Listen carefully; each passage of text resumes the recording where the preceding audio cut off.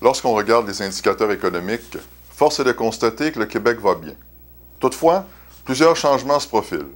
Pensons entre autres à la pénurie de main-d'œuvre causée par le vieillissement de la population, aux défis liés à la transition énergétique et les occasions qui peuvent en découler, et à la mise en place des conditions pour un plein développement économique grâce à une offre appropriée de capital, une plus grande intensité technologique, des infrastructures numériques et physiques du 21e siècle, ainsi qu'un climat d'affaires propice aux investissements.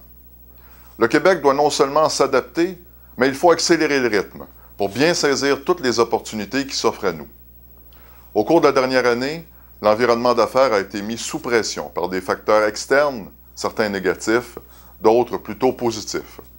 La renégociation de l'ALENA, l'entrée en vigueur de l'accord économique, commercial et global avec l'Europe et la réforme fiscale américaine et canadienne pour nommer que celle-ci.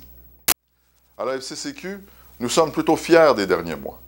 Alors que plusieurs de nos revendications ont été entendues au bénéfice de l'économie québécoise, dont le retour à l'équilibre budgétaire pour lequel nous insistions et les marges de manœuvre nécessaires qui l'accompagnent. La FCCQ a aussi influencé certaines des stratégies importantes du gouvernement québécois qui peuvent contribuer à ce que le Québec accélère le rythme. Par exemple, la stratégie nationale de la main-d'œuvre, dont nous sommes membres du comité de pilotage, la stratégie numérique, dans laquelle la FCCQ a milité activement pour un meilleur déploiement des infrastructures numériques en région, la stratégie de mobilité durable, le plan directeur en transition énergétique, la politique bioalimentaire ou encore ici, la Fédération a contribué afin de faire refléter l'importance du secteur bioalimentaire au développement économique du Québec et à la santé des Québécois. Et enfin, le plan d'action gouvernemental en entrepreneuriat.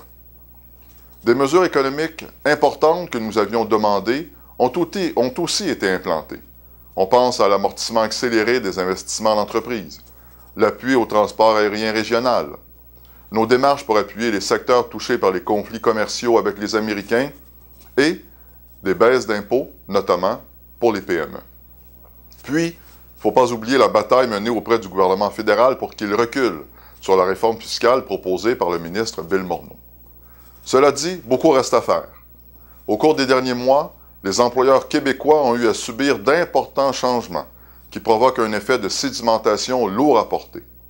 Pensons par exemple à la hausse des contributions des employeurs à la Régie des rentes du Québec, la hausse du salaire minimum, la réforme des normes du travail qui, derrière de bonnes intentions, fait fi des réalités des entreprises et de leurs besoins de flexibilité en complexifiant le recours aux agences de placement de personnel temporaire et en abolissant les clauses de disparité de traitement.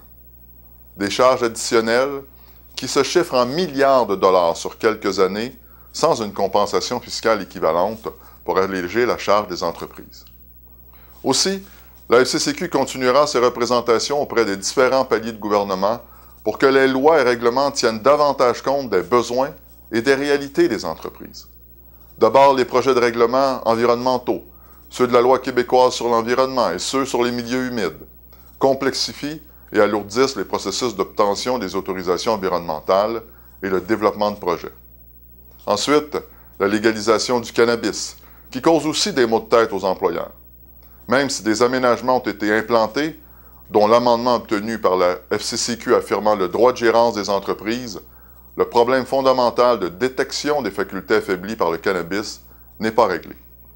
Enfin, dans nos relations avec le gouvernement du Québec, la FCCQ insistera sur l'allègement réglementaire, car il est beaucoup plus facile de compliquer la tâche des entreprises que de pratiquer réellement la vision du 1 pour 1, une nouvelle obligation menant au retrait d'une autre.